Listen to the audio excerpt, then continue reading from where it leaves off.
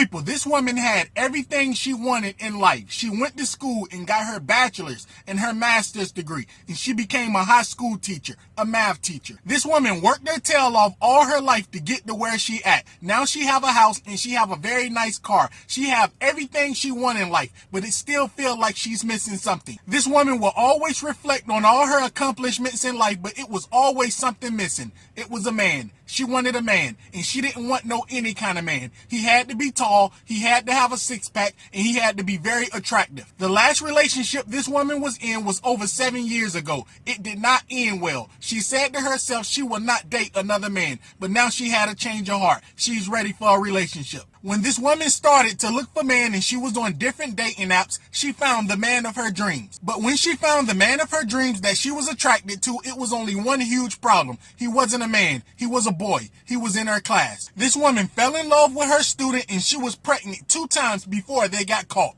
Let me explain. This 11th grader that this teacher fell in love with was on the high school varsity team. He was very attractive. The teacher really liked this boy. Before they started dating, the teacher and this boy would flirt all the time. The teachers caught this boy looking at her backside several times. Also, this student was very weak in math, but the teacher and this student relationship grew stronger when she volunteered to help him in math. She will always give this student more attention than any other kid in the classroom. She made sure he did very well in math. This student parents was very shocked and pleased at the same time. He went from making C's and D's in math to A's and B's. At some point within a 1-year span, their relationship took a turn. They started to make love. And not only they was making love, the student would spend a night at the teacher house all the time. They would make love every weekend. The student would always tell his parents he's spending the night at his cousin's house. They going to the movies. They going out somewhere. But really, he was at the teacher house. One day, this student mother was looking through his phone and she got the shock of her life that made her call law enforcement immediately. When this mother was looking through her son's text, the text that caught her attention,